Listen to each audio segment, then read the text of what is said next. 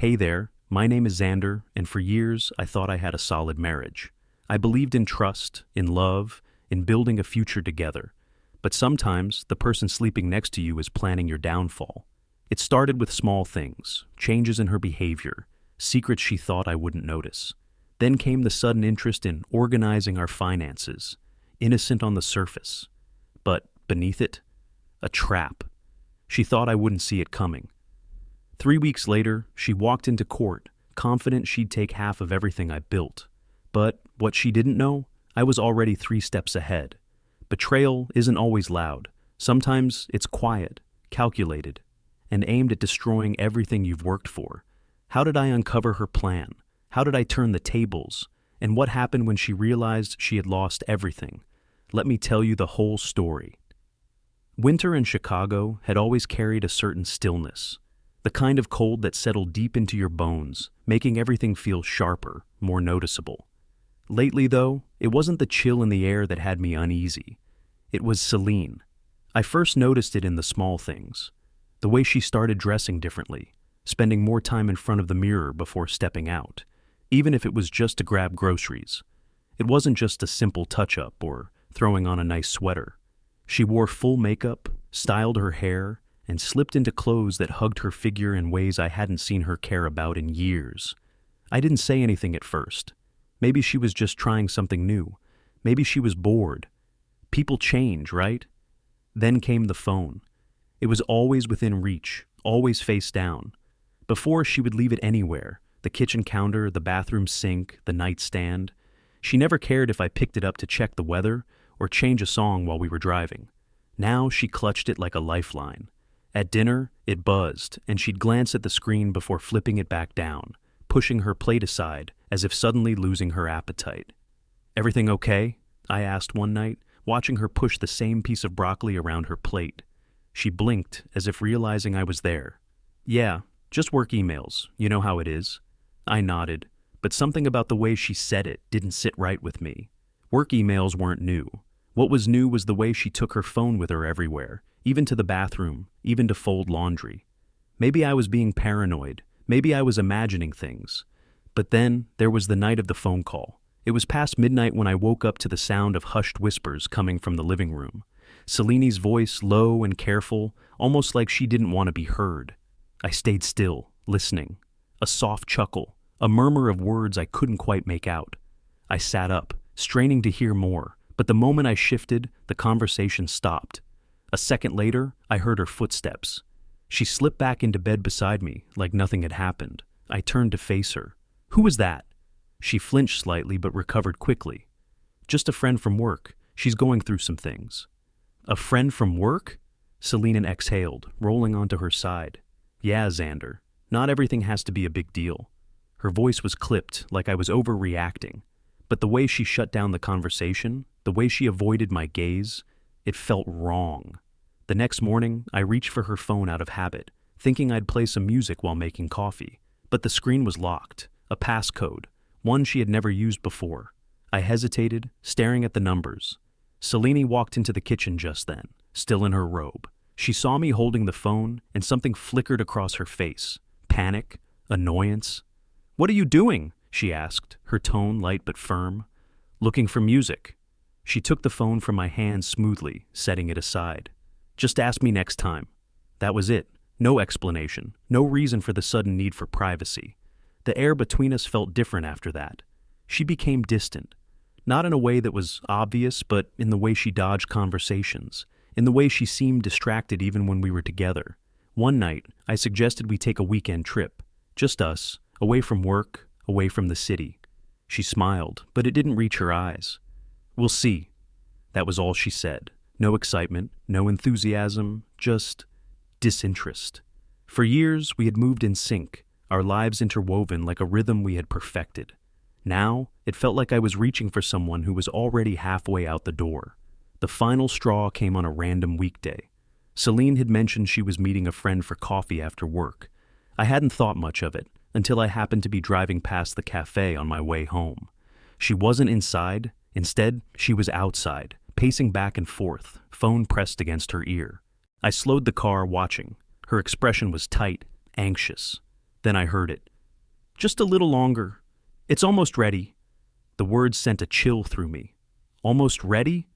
What was almost ready? I gripped the steering wheel, my mind racing. This wasn't just in my head anymore. Something was happening, and I was going to find out what. I barely slept that night. Lying in bed next to Selene, listening to the rhythmic sound of her breathing, my mind refused to quiet down. Every moment from the past few weeks replayed on an endless loop. The whispered phone calls, the distant looks, the way she suddenly became so protective of her phone. And then, the words I had overheard at the cafe. Just a little longer. It's almost ready. What was she talking about? I wanted to believe that I was overthinking things, that every marriage had rough patches and this was just a phase. But deep down, I knew something was wrong. This wasn't stress. This wasn't just her pulling away emotionally. This was something else entirely. Something calculated. I turned on my side, watching her sleep. The woman I had loved for years, the woman I thought I knew better than anyone, felt like a stranger now. I needed to be sure before I made accusations. I needed to be smart. The next morning, I was still lost in my thoughts when Selene casually dropped a bombshell. We should really start getting our finances in order. I looked up from my coffee, caught off guard. What? She was standing by the counter, scrolling through her phone as she spoke. You know, just in case something happens, we should have everything in one place. Bank accounts, investments, property documents. I set my mug down slowly. Why now? She shrugged, too casual.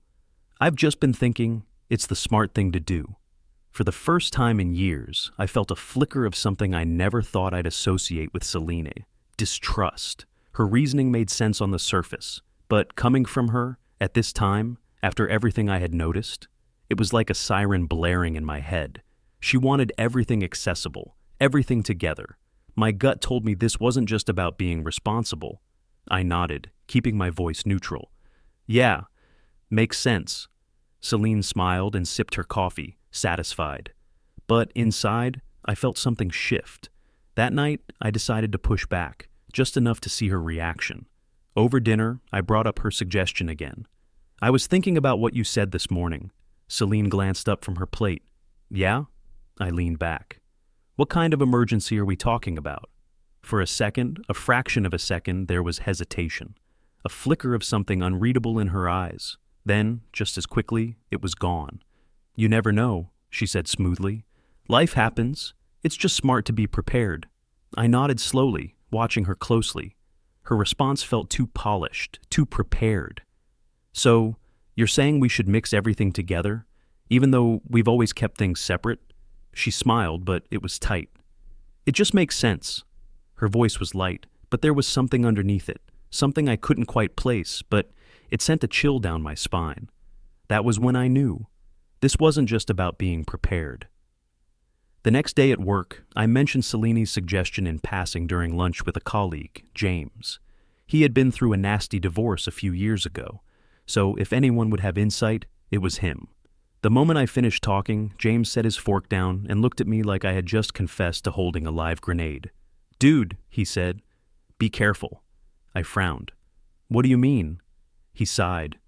You know how my ex screwed me over, right? This is exactly how it started. She suggested we consolidate finances about 6 months before she blindsided me with divorce papers. A cold wave washed over me. James shook his head. Not saying that's what's happening here, but man, if I were you, I'd be watching my back. I sat there, staring at my untouched coffee, my pulse hammering in my ears. Had I just stumbled onto Selene's endgame? If I was right, I needed to be 2 steps ahead. Starting now. I sat at my desk, staring at the bank statement spread before me. The numbers blurred as I tried to focus, my mind spinning in circles. The withdrawals were small, $50 here, $100 there, just subtle enough not to raise alarms. But they were frequent and always from an ATM near Selene's office. I tapped my fingers against the desk, the unease that had been gnawing at me for weeks now, demanding my full attention.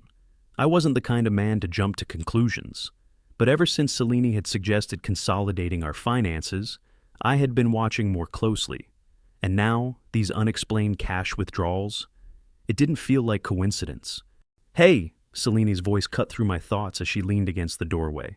"I'm meeting a friend after work tomorrow for coffee. Just so you know, I might be home late." I turned my chair slightly, forcing myself to appear relaxed. "Oh yeah?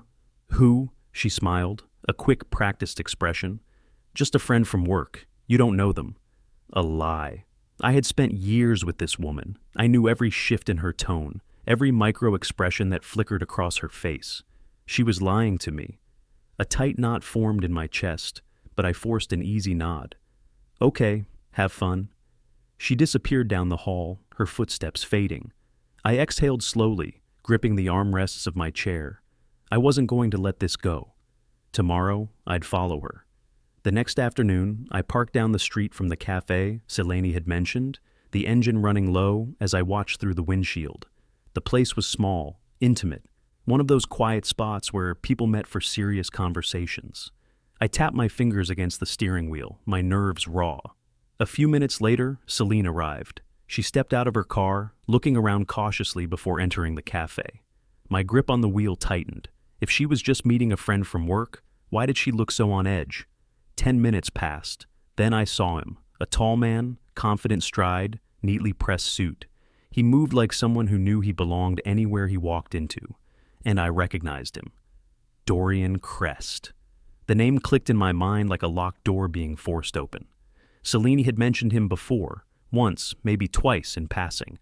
He had worked with her at her previous firm, but I hadn't thought much of it at the time. Now, watching her lean in close as he slid into the seat across from her, I felt a rush of something dark and cold flood my veins.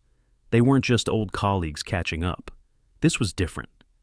My breath came shallow as I adjusted my rearview mirror, angling it slightly to see them better. Selene was speaking in hushed tones, her body language tense but familiar. Dorian smirked at something she said, and she reached across the table, placing a hand lightly on his wrist. I clenched my jaw, my heartbeat a hammer against my ribs. Then, as if to confirm every worst fear forming in my mind, I heard the words. I barely cracked my window, just enough to catch the muffled conversation. "Just a little longer?" Selene's voice. Dorian nodded, his expression unreadable. "It's almost ready." A pause. Then she laughed, light, easy. The kind of laugh I hadn't heard in months. He smirked. "He won't see it coming." I stopped breathing. "He won't see it coming." They were talking about me. The realization hit like a sledgehammer, knocking the air from my lungs. I gripped the steering wheel so hard my knuckles turned white. My world, my marriage, the life I thought I had, it was unraveling right in front of me. Selene had been lying to me, and whatever they were planning, I was at the center of it. I drove home in silence, my hands steady on the wheel, though my mind was anything but. Was she leaving me? Had this been about Dorian all along? Or was this about something else? Money. The thought surfaced, heavy and sharp. I had more assets in my name than Selene did. If she wanted to blindside me, financially ruin me, this would be how she'd do it. The casual suggestion to combine our finances. The sudden need for everything to be in one place. The secrecy. The late-night calls. And now, this meeting. The pieces clicked into place, forming an image I never thought I'd have to see. My marriage might already be over, but I wasn't going to let her destroy me, not without a fight. Something had changed. I first noticed it at work. The shift was subtle at first, fewer casual conversations in the break room, fewer invitations to lunch. Colleagues I'd spoken to daily now seemed distant, their smiles a little tighter, their words more measured. At first I told myself it was nothing. People get busy, work stress makes them distracted. But then I started hearing whispers. It happened one afternoon while I was grabbing coffee. I turned the corner toward the break room and caught the tail end of a conversation between two co-workers, Mason and Claire. Well, you never really know what goes on behind closed doors. Mason exhaled sharply. Yeah, but still, that kind of control, I'd lose my mind. My name never came up. But the second they noticed me standing there, the conversation stopped. Claire's face flushed. Hey, Xander. Mason gave me a stiff nod. They exchanged a glance before quietly excusing themselves, leaving me standing there with a sinking feeling in my gut. What the hell was that about? I thought about it the rest of the day. When I got home, I considered bringing it up to Selene, but something told me to wait, to listen, to watch. That decision proved right at our next gathering with friends. It was a small dinner party, just a handful of mutual friends. We had been invited by Lisa, one of Seleni's closest friends, and I figured it would be good to get out, act normal. Maybe I was imagining things. But the moment we arrived, I felt it again. That same cold distance, only stronger this time. Drinks flowed, conversation hummed, and then Lisa, always one to stir the pot, smirked over her wine glass. "You know, Celine, I don't know how you do it," she said, voice dripping with mock sympathy. "I could never deal with a husband that controlling." The table went quiet. My grip on my fork tightened. Celine let out a soft laugh, shaking her head. "Lisa, stop." "Come on," Lisa pressed, grinning now. "You said it yourself. He likes to keep everything in check. Finances, plans, everything. Some of us need a little freedom, you know." I felt my pulse quicken. Then Marcus, another mutual friend, chuckled and muttered, "Man, some guys treat marriage like a business merger." Laughter rippled around the table. I forced myself to stay calm, my gaze flicking towards Celine. She wasn't laughing, but she wasn't defending me either. The realization hit me like a freight train. She had been talking about me, feeding them a narrative. I leaned closer to her, lowering my voice. "Have you been discussing our finances with other people?" Celine took a sip of her wine, her expression unreadable. "People talk, Xander. Maybe they've just noticed things." That was all she said, and suddenly I understood. She was planting the seeds. She wasn't just pulling away, she was rewriting our history before it had even ended. That night, after we got home, I couldn't shake the weight in my chest. I sat in the dark of our living room, staring at my phone, debating whether to reach out to someone, anyone, for confirmation. Then, as if the universe had been waiting for me to make a move, my phone buzzed. A message from Emily. "Hey Xander, I don't know if I should be telling you this, but you deserve to know." My hands clenched around the phone as I read the rest. "Celine has been telling people you're financially abusive, that you control everything, that she's felt trapped for years." The words didn't just sting, they burned. Emily had no reason to lie, no reason to get involved unless she genuinely thought I should know. I exhaled slowly, my jaw tightening. Celine wasn't just walking away, she was trying to make sure I looked like the villain when she did. I sat in my home office long after midnight, staring at nothing, my mind racing. If I let this continue, she'd have the narrative locked in place before I even knew what hit me. People already believed her. Soon, my reputation, my integrity, would be completely out of my hands. I had two choices: sit back and watch her burn everything I had built, or fight. I clenched my fists, my decision crystal clear. If Selena wanted war, she was about to get one. Emily's message had been vague but urgent. "We need to talk, in person." Now, sitting across from her in a quiet coffee shop, I could see the conflict written all over her face. She stirred her coffee absent-mindedly, not meeting my eyes. "Emily," I said, my patience thinning, "just tell me." She exhaled shakily. "I don't know how to say this, but Celine's been planning this for months." The words hit me like a gut punch. "What?" My voice was too sharp, too loud. A couple at a nearby table glanced in our direction, but I didn't care. Emily finally looked up, guilt flashing across her face. "I didn't want to get involved, Xander, but I couldn't sit back and watch this happen." "Watch what happened?" I demanded. She hesitated again, then took a deep breath. "She's been seeing Dorian Crest." The cafe seemed to go silent around me. The only thing I could hear was the dull roar of blood pounding in my ears. Dorian. I forced my hands to unclench from the table. "You're sure?" Emily nodded. "I saw them together a few times, and she talks about him. More than she should." I leaned back, my mind racing. I had already suspected something was off, but now, with Emily confirming it, everything started falling into place. Celine hadn't just been acting distant. She had been preparing for something. That night, I sat in my home office, staring at my laptop screen. Financial statements, old receipts, transaction logs. I pored over everything, looking for a pattern, and then I found it. Small withdrawals. Not enough to raise alarms, but frequent.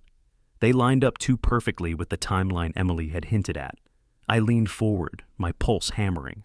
Had she been funneling money somewhere, to Dorian, to a separate account? The more I looked, the more undeniable it became. This wasn't just an affair, this was strategy. And I wasn't about to sit back and let it play out. Celine was in the kitchen when I finally confronted her. She was pouring a glass of wine, acting as if the world hadn't shifted beneath my feet. I leaned against the doorway, arms crossed. Dorian Crest. She froze for half a second, just enough for me to see it. Then she turned, her expression smooth. What about him? I studied her. You tell me. She scoffed, setting the wine bottle down. Oh, so now you're spying on me? Deflection, classic. I didn't blink. If there's nothing to hide, why are you so defensive? Her lips parted slightly, just enough for me to see the flicker of guilt before she masked it with anger. You know what, Xander? She snapped, grabbing her glass and walking past me. I don't have to explain anything to you. She muttered something under her breath as she left the room. But it was too late. I had seen it. The truth. Sitting alone in my office later that night, I let it all settle. Celine wasn't just leaving me. She was dismantling our life, piece by piece. And Dorian? He wasn't just some bystander. He was in on it. This wasn't just a marriage falling apart. This was an attack. And if Celine thought she had the upper hand, she was about to be very, very wrong. I woke up with a clear purpose. No more second guessing. No more waiting for Celine to make her move first. The morning light streamed through the blinds as I sat at my desk, dialing Nathaniel Briggs, my lawyer. My hands were steady, my resolve unshakable. Xander, Nathaniel greeted, his voice calm but firm. I was expecting your call. I need to protect what's mine, I said without preamble. Nathaniel exhaled. I figured. I've already drafted a few options for you. But listen carefully, move fast, but stay quiet. The last thing you want is for her to catch on before we finalize things. I nodded, even though he couldn't see me. Understood. We talked for the next hour, going over strategies, transferring assets, adjusting account access, securing investments under legal protection. Nathaniel laid it all out like a battle plan. For the first time in weeks, I felt like I had control. But control is an illusion, and by the end of the day, it would shatter. That evening, I drove to my mother's house for dinner. Madeline was the kind of woman who could steady a storm with just a few words. She had always been my rock, my source of quiet strength.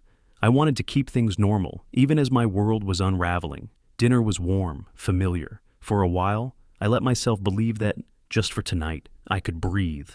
Then Greg opened his mouth. So, what's this about you moving your money around? The words hit me like a slap. The clink of silverware against plates stopped. My chest tightened. I set my fork down slowly, my heartbeat thudding in my ears. What did you just say? Greg chuckled, oblivious. Oh, come on. Aunt Madeline was talking about it earlier. Said you were getting things in order. He waved his hand dismissively. I mean, smart move with everything going on, but damn, Xander. Didn't think you'd be so quick to... I barely heard the rest. My mother. I turned to her, my stomach twisting. She looked stricken, realizing too late what had happened. Xander, sweetheart, I didn't mean to, but it was already done. If Greg knew, then Celine might know too.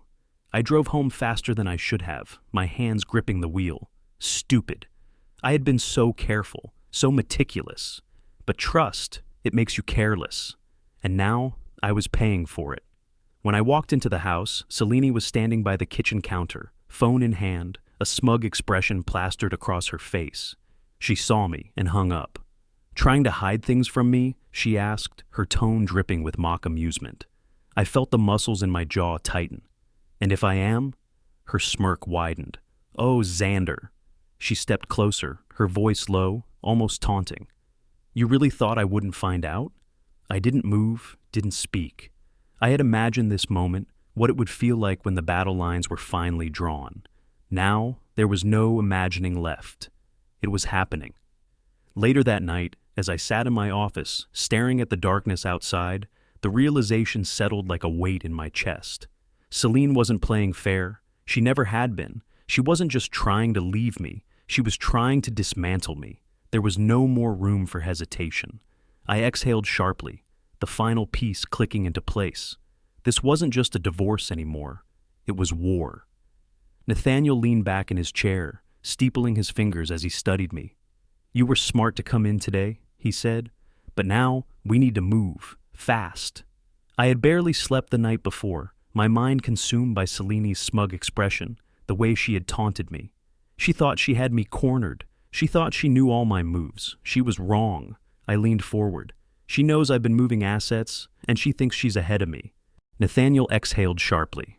"That's a problem. She's going to try to claim half, maybe more, if she argues financial dependency." I gritted my teeth.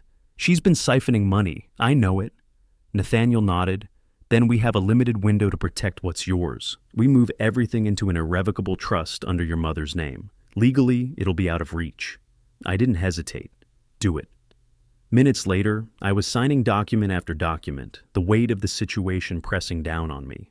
Every signature, every initial was a shield between me and Celine's plan. When I set the pen down, Nathaniel studied me. "Xander, listen to me carefully. Do not let her know you've done this. Keep everything normal. She needs to believe she still has the upper hand." I met his gaze and nodded. "She won't see it coming." When I walked through the front door that evening, Celine was waiting. She was perched on the couch, wine glass in hand, wearing a carefully curated expression, somewhere between amusement and curiosity. "You've been quiet today," she said, swirling her drink. "Everything okay?" I shrugged, hanging my coat. "Busy day at work." Her eyes stayed on me, searching for something. Doubt, fear, a crack in my armor. I gave her nothing. She smiled, but it was thin. "You know, I was thinking, maybe we should take a weekend trip, just us." A test. She was feeling me out, trying to see if she still had control over me. I smiled back. "Maybe." Her fingers tightened around the stem of her glass. She didn't like that answer. Good. That night, when she had gone to bed, I sat in my office, staring at our bank statements again. Something didn't sit right. I had seen those small withdrawals before, but I hadn't given them enough thought. They weren't linked to any joint expenses, and they weren't going to our usual accounts. I followed the digital trail, clicking through transaction histories, transfers. Then I found it. A separate bank account. Under Celine's name. I clicked on the balance, my stomach twisting as the numbers loaded. $53,700. She had been funneling money away for months. My fingers curled into a fist against the desk. She hadn't just been planning to leave. She had been setting herself up financially. With my money. I inhaled sharply, forcing myself to stay calm. For weeks I had been on the defensive, reacting to her every move, always one step behind. But now I knew the truth. This wasn't a crumbling marriage. This was an attack. And it was time to fight back. The call came early in the morning, just as I was settling into my office with a fresh cup of coffee. My phone vibrated across the desk. Unknown number. I almost let it go to voicemail, but something, intuition, paranoia, I wasn't sure, made me pick it up. "Xander Hale?" The voice was female, cautious but urgent. I hesitated. "Who's asking?" A pause. Then, "My name is Rachel. You don't know me, but I know about Dorian Crest." The mention of that name sent a cold chill down my spine. I sat up straighter. "What do you know?" Rachel inhaled sharply. "A lot. And if Celine is involved with him, you need to listen carefully. He doesn't just ruin relationships, he destroys lives." Later that afternoon, I met Rachel in a quiet coffee shop on the other side of town. She was already there when I arrived, nervously stirring a cup of tea. Her eyes flicked up as I slid into the seat across from her. "You really don't know what you're dealing with," she said, her voice low. I leaned forward. "Then tell me." Rachel sighed, rubbing her temple. "Dorian Crest isn't just some smooth-talking womanizer. He's a predator." I stayed silent, letting her continue. "He picks wealthy women, usually ones in marriages that are already strained. He's patient, gets inside their heads, convinces them they deserve more." She swallowed. "And then, once they're emotionally invested, he starts planting the idea of divorce." I exhaled slowly, my fingers tightening around my coffee cup. Rachel's lips pressed together. "It's never just about leaving their husbands. He makes sure they go after everything. Bank accounts, properties, investments. He frames it like empowerment, like taking back control. But really, he's setting them up to take the fall." A slow realization settled in my chest. Celine wasn't just leaving me for Dorian, she was following his playbook. The timing of everything, the financial withdrawals, the sudden coldness, the reputation smearing, it was all part of a carefully orchestrated pattern. I shook my head. How do you know all this? Rachel gave a bitter laugh. Because I was her once. She glanced away, her hands gripping the edges of the table. I was married, comfortable life, and then Dorian walked in. He convinced me my husband was holding me back, that I deserved more. I let him get inside my head, let him push me into divorce. And when it was all over, when I had burned every bridge and ruined myself financially, she looked back at me, her eyes filled with something raw. He was gone. I exhaled. You lost everything. Rachel nodded. And so will you if you don't stop him. Driving home, my hands gripped the steering wheel tighter than necessary. Rachel's words wouldn't stop replaying in my head. If Celine follows the same pattern, she won't stop until you're ruined. I had thought this was just a divorce, a bitter, messy one, but still, just a divorce. But now I knew better. This wasn't just about Celine leaving me. This was about Dorian using her as his next pawn. And if I didn't act fast, I wouldn't just lose my marriage. I'd lose everything. That night, I sat in my home office, staring at the evidence piling up in front of me. Celine's secret bank account, the sudden shift in her behavior, the reputation smearing campaign against me, and now, confirmation that Dorian had done this before. If I wanted to win, I needed proof, solid, undeniable proof of what they were doing. I needed to hit first. I needed to make sure Dorian never did this again. I exhaled slowly, my mind sharper than it had been in weeks. If Dorian thought he had found another easy target, he was about to learn a very, very hard lesson. I sat across from Nathaniel Briggs in his office, the morning sunlight casting long shadows against the polished mahogany desk. He flipped through the final legal documents with a methodical ease, while I tried to steady my nerves. She thinks she has the upper hand, Nathaniel murmured, not looking up. She doesn't. I exhaled, forcing a nod. This was the moment I had been preparing for. The moment Celine would realize her carefully constructed plan had already crumbled before she even stepped into that mediation room. Nathaniel finally glanced up, a knowing smirk on his face. Let's give her a show, shall we? The tension in the mediation room was thick enough to suffocate. Celine strode in with her lawyer, Margaret Keene, an older woman with sharp features and an even sharper tongue. Celine's smirk was barely contained as she took her seat across from me. I could practically see the victory in her eyes. Margaret wasted no time. She pulled out a thick folder, adjusting her glasses as she spoke. My client is prepared to move forward with an amicable settlement. Amicable, right? Nathaniel leaned back lazily, flipping open his own folder. Margaret continued, her voice smooth, rehearsed. Celine is entitled to half of all marital assets. That includes the house, a fair portion of Mr. Hale's savings, and spousal support, considering the financial disparity. Celine finally spoke, her tone dripping with forced sympathy. I just want what's fair, Xander. She expected me to react, to push back, to panic. Instead, I leaned back in my chair and smirked. Her lawyer hesitated, glancing between us. Celine's brows furrowed, her confidence flickering for the first time. Nathaniel took that moment to slide a stack of papers across the table. That's going to be a problem, he said coolly. Margaret flipped through the documents, her expression shifting from confident to confused, then to something close to concern. Celine frowned. What is this? Nathaniel's voice remained calm, deliberate. These are legally binding documents proving that all of Mr. Hale's major assets, including the house, investments, and personal savings, were transferred into a trust weeks before your client filed for divorce. Silence. Celine's face paled. That's impossible, she whispered. Nathaniel tapped the documents. Your client has no legal claim to any of these assets. Margaret looked up, her composure faltering. You planned this?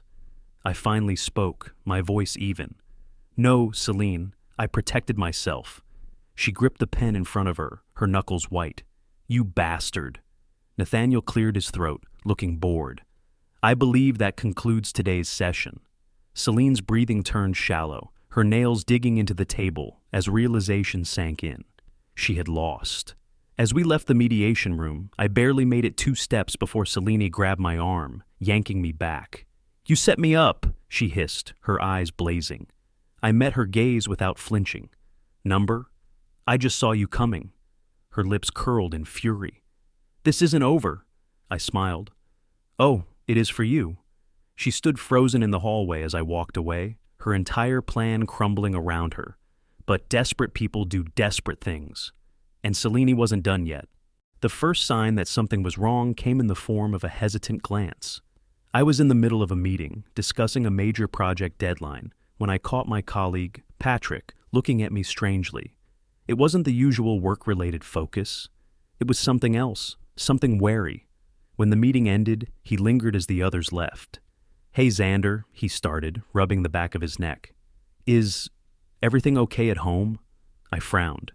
"Yeah, why?" He hesitated. "I don't know, man. There's been talk." Before I could press him further, my phone buzzed on the desk. A message from Emily. "You need to see this." My stomach twisted as I opened the link she sent. A social media post, Selena's account. Nothing hurts more than betrayal. Some men just can't be faithful.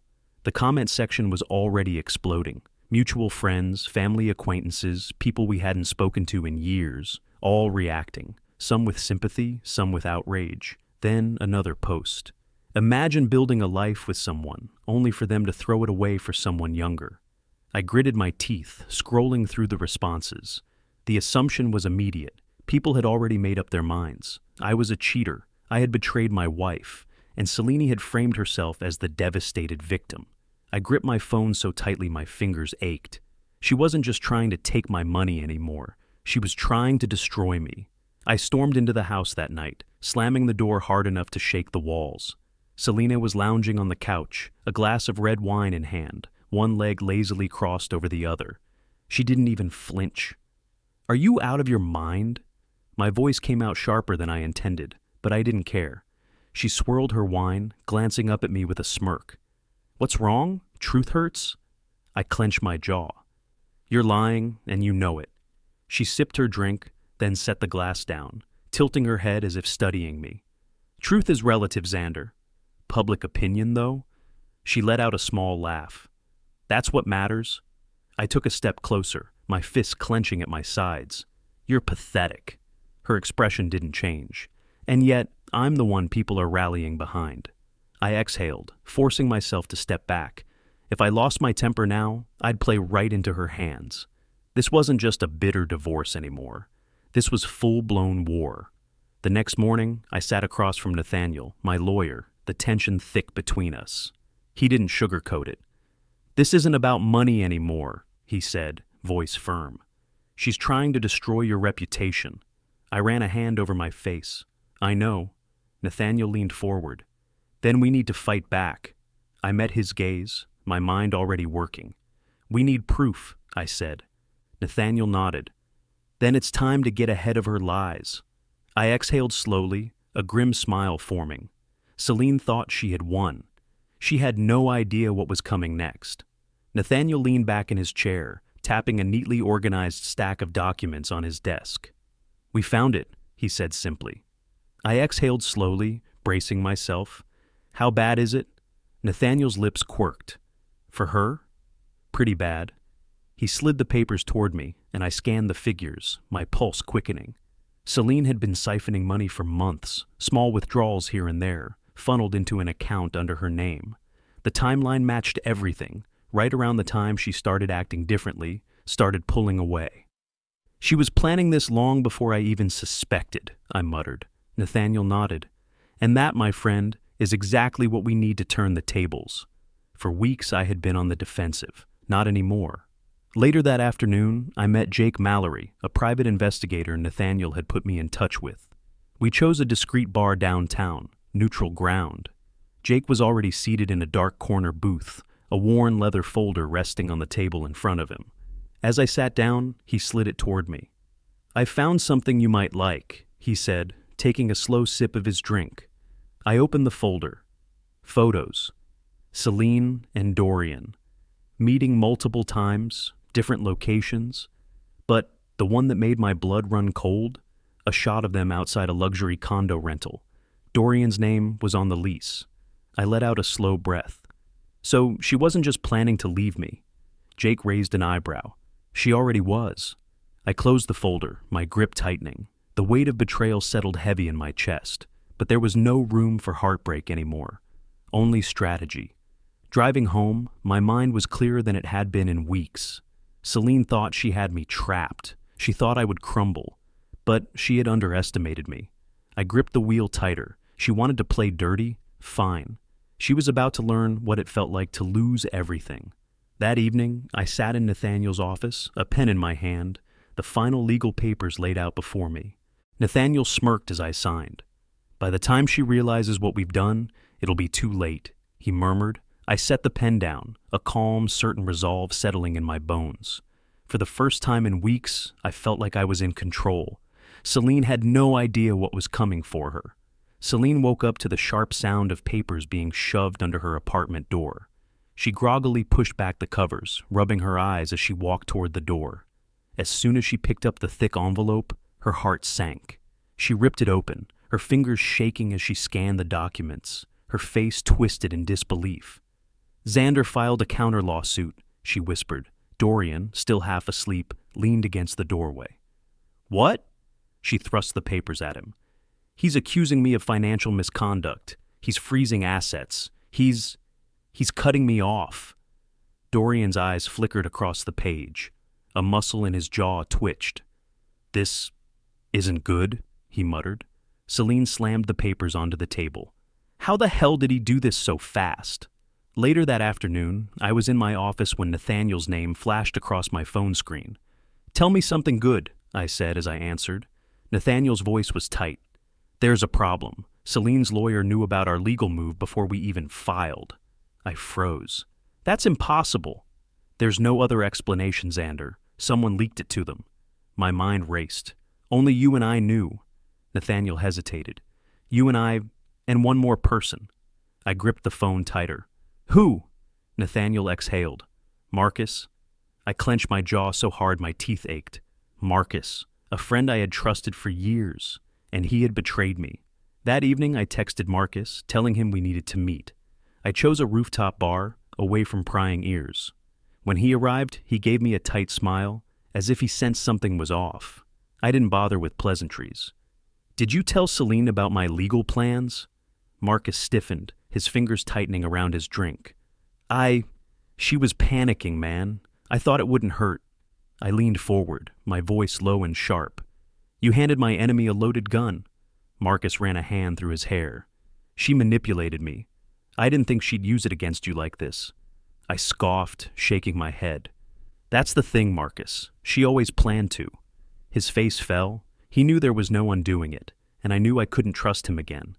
That night, I sat in Nathaniel's office, the air thick with tension. "She knows our plan now," he said, his tone clipped. I exhaled sharply. "Then we change the game." Nathaniel studied me. "We have one shot left. Hit her where she least expects it." I clenched my fists.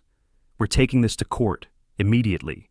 Celine thought she had won another battle. She had no idea the war had just begun. Celine walked into the courtroom with her head held high, exuding confidence. She was dressed in her signature power suit, her steps deliberate, her expression unreadable. But I knew her too well. Beneath that calm facade, she was certain of her victory. This was the day she would take everything from me. She slid into her seat beside her lawyer, Margaret Keene, throwing me a glance laced with smug amusement. "You're about to regret everything," she murmured. I met her gaze, my expression unreadable. Then, with the slightest smirk, I leaned back and replied, "We'll see." The hearing began, and Margaret wasted no time presenting Celine's demands. "Your Honor, my client is seeking a fair division of assets. We are requesting half of Mr. Hale's estate, spousal support due to the financial disparity in the marriage, and partial ownership of his business." Celine sat poised, a small, victorious smile playing on her lips. Nathaniel remained silent, letting them bask in their delusions. Then, when the judge turned toward us, he calmly stood. "Your Honor, before we discuss asset division, my client would like to present a counterclaim." A flicker of irritation crossed Margaret's face. The judge raised an eyebrow. Go on. Nathaniel pulled a thick file from his briefcase and handed it to the clerk, who brought it to the judge. These documents, Nathaniel said smoothly, prove that Mrs. Hale has been secretly funneling funds into a private account for months, long before filing for divorce. Celine's smile faltered. Margaret quickly flipped through the pages, her expression darkening. Murmurs rippled through the courtroom. Celine's hands clenched into fists. Your Honor, Margaret said hastily, this is a gross misrepresentation. The judge silenced her with a raised hand as he examined the documents. These transactions, he said slowly, paint a very concerning picture. Celine shifted in her seat. I could see the panic creeping in.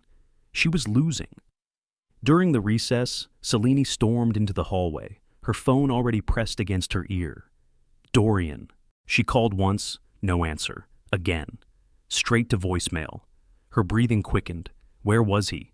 I watched her from a few feet away, arms crossed. Losing your backup already? I asked casually. Celine whirled around, her eyes blazing with fury. This isn't over, she hissed. I tilted my head, amusement flickering in my chest. Oh, but it is. Back inside, the courtroom fell silent as the judge turned his attention back to us. Mrs. Hale, he said, his voice measured, given the evidence presented, this court finds no grounds to award the financial claims you have requested. Celine's breath hitched. Margaret tried again, scrambling for a rebuttal. Your Honor, if we could just— The ruling is final, the judge interrupted. Mr. Hale's assets remain protected under the trust. This case is closed. Celine's eyes widened. No, she whispered. No, this isn't right. Her voice rose, but the courtroom had already moved on. I leaned back in my chair, the weight of months of deception and betrayal finally lifting from my shoulders. She had played the game, and she had lost. Celine sat alone in her dimly lit apartment, staring blankly at the empty wine glass in her hand. The silence was deafening. The courtroom scene kept replaying in her mind. The way the judge's gavel came down like a final, crushing blow. She had lost. Her phone lay on the coffee table, the screen glowing with unanswered messages. Dorian. She had called him, texted him, over and over, nothing. Her fingers trembled as she picked up the phone again, dialing. He had to pick up. He had to. The line rang. Once, twice, then straight to voicemail. Celine sucked in a sharp breath, pressing her lips together. Number? He wouldn't do this to her.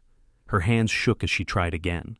Across the city, inside a luxury penthouse, Dorian Crest lounged comfortably on a leather couch, sipping a glass of whiskey. His phone buzzed. Again, Celine.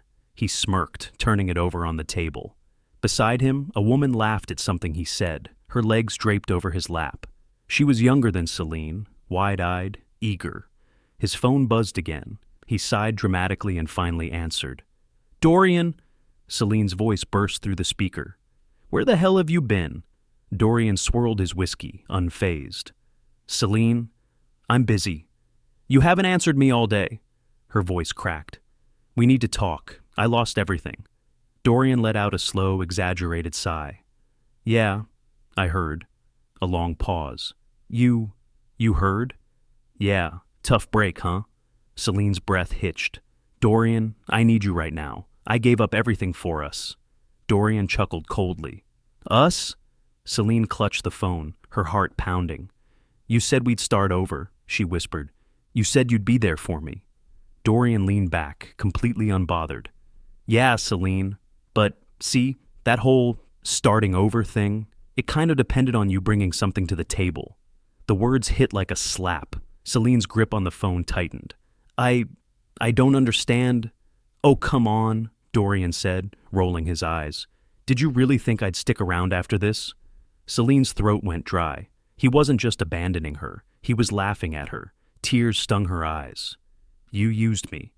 Dorian's smirk widened. You used yourself. Then, click.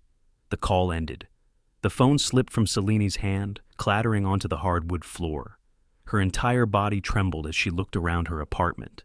It was nearly empty. Furniture she had sold to pay for her legal fees, clothes packed in boxes she never got around to moving. Bills piled up on the counter, No money, no lawyer, no Dorian. She had nothing left. Her breath came in ragged gasps as she sank to the floor, tears spilling down her face. This wasn't how it was supposed to go. She was supposed to win. She had orchestrated everything: Xander's downfall, the financial attack, the public smear campaign. She was supposed to walk away with everything, and yet she was the one who lost. On the other side of town, I sat in my living room, my feet propped up on the coffee table. A glass of whiskey sat untouched beside me. My phone buzzed. "Emily?" "Dorian's gone," she said, straight to the point. I exhaled through my nose, unsurprised. "Typical," I muttered. Celine thought she was in control. She thought she could manipulate, lie, and scheme her way into taking everything from me. But in the end, she had nothing. No money, no allies, no future. For the first time in months, I felt free. Celine's hands trembled as she scrolled through her bank app, staring at the painfully low balance displayed on the screen. This couldn't be happening. Everything had fallen apart. Xander had outmaneuvered her. Dorian had abandoned her. She had nothing left. Her breathing quickened. She needed something. One last move to regain control. Frantically, she dialed Margaret Keene, her former lawyer. The call rang twice before a tired voice answered. "Celine." Celine swallowed hard. "Margaret, I need your help." Margaret sighed. "Celine, this isn't a good time." "Please," Celine whispered, gripping the phone. "You said there was nothing left to fight for, but there is. There has to be." There was silence on the line. Then Margaret spoke, her tone flat. "You lost." Celine's chest tightened. "Number I can still turn this around." Margaret exhaled. "How?" Celine hesitated, then forced her voice into something steady. "Xander, he hid assets. I know it." Margaret scoffed. "You mean the ones he legally transferred into a trust before the divorce? The ones the court already ruled on?" Celine's nails dug into her palm. "He had to have done something illegal. If we can prove it—" Margaret cut her off. "We?" Celine's stomach dropped. "You're on your own," Margaret said bluntly. "And I strongly suggest you don't do anything reckless." The line went dead. Celine's hand clenched around the phone. Reckless? Fine. She would be reckless. She still had one last card to play. The next morning, Celine walked into Xander's bank, her chin lifted in forced confidence. The moment she reached the teller, she put on her most professional tone. "I need to report fraudulent activity," she said smoothly. The teller blinked. "Fraudulent activity?" "Yes." Celine pulled out a stack of papers, carefully doctored financial documents she had spent all night forging. "My ex-husband, Xander Hale, illegally transferred assets to avoid paying his fair share in the divorce." The teller frowned. "Ma'am, that's a serious accusation. Do you have legal documentation supporting this claim?" Celine nodded, sliding the documents forward. "I'd like this to be investigated immediately." The teller hesitated, then glanced at the papers. "I'll have to escalate this to our fraud department." Celine's lips curled into a small smirk. Perfect. If she couldn't have Xander's money, she would make sure he lost it anyway. Hours later, inside Nathaniel's office, Xander leaned back in his chair as his lawyer finished reading the email from the bank. Nathaniel let out a sharp laugh, shaking his head. "I'll give her points for persistence, but this," he gestured to the screen. "This is amateur." Xander raised an eyebrow. "What did she do?" Nathaniel smirked. "She just tried to report you for financial fraud." Xander's lips pressed into a thin line. "You're kidding." "Oh, I wish I was." Nathaniel clicked a few keys on his laptop. The bank's fraud department flagged her request immediately. They ran the numbers. "Turns out, your financial transfers were done legally and above board." Xander nodded. "Of course they were." Nathaniel grinned. "But here's the fun part. The forged documents she submitted, they left a paper trail." Xander's eyes narrowed. "Meaning?" Nathaniel's smirk widened. "Meaning we now have actual proof that she committed fraud." Xander exhaled slowly, shaking his head. She played herself. That evening, Xander knocked on Celine's apartment door. A moment later, it swung open. Celine stood there, wearing an oversized sweater, her hair disheveled. She looked nothing like the composed woman who had once walked into court thinking she would take everything from him. She scowled. "What do you want?" Xander didn't move. "You tried to bury me." Celine crossed her arms. "You deserved it." Xander's expression remained unreadable. "You lost, Celine." Her lips pressed into a thin line. "So, what now? You're here to gloat?" Xander sighed, shaking his head. "I'm here to tell you something." She scoffed. "Oh, this should be good." Xander met her gaze, his voice low and steady. "Let it go." Celine blinked. "What?" "You've already lost everything." Xander's jaw tightened. "And if you keep trying to come after me, you will be the one facing legal consequences." Celine's face paled. Xander took a step back. "I don't need revenge, Celine. You've already done it to yourself." Celine clenched her fists, but she had no comeback, no final move. There was nothing left. Xander turned and walked away, leaving her standing in the doorway, frozen. As he drove home, the weight on his chest lifted. It was over. Finally, over. But as much as he wanted to feel victorious, all he felt was relief. Celine had nearly destroyed him, but in the end, she destroyed herself. A notification buzzed on my phone as I stood in the kitchen, pouring coffee into a sleek black mug. Celine. "Can we talk?" I stared at the message for a long moment, my thumb hovering over the screen. I should ignore it, but a part of me, whether out of curiosity or finality, wanted to hear what she had to say. An hour later, I sat across from her at a quiet cafe. Celine looked different. The sharp confidence, the polished arrogance, gone. Her makeup was minimal, her hair tied back in a simple ponytail. She wore an old sweater, one I vaguely remembered from years ago. She looked tired, defeated. She exhaled shakily. "I don't want things to end like this." I tilted my head, watching her carefully. "And how exactly do you want them to end?" Celine flinched slightly. "I don't know. Better than this." I stayed silent, waiting. She picked at the edge of her napkin, staring down at the table. I should have never listened to Dorian. There it was, the first real admission of guilt. She continued, her voice quieter now. "I thought I deserved more. I convinced myself that if I played it right, I could walk away with everything I wanted." She swallowed hard, her eyes glassy with unshed tears. But I didn't see what I was becoming until it was too late. A strange feeling settled in my chest. Not anger, not satisfaction, just understanding. I nodded, taking a slow sip of my coffee. "You lost everything?" Celine let out a humorless laugh.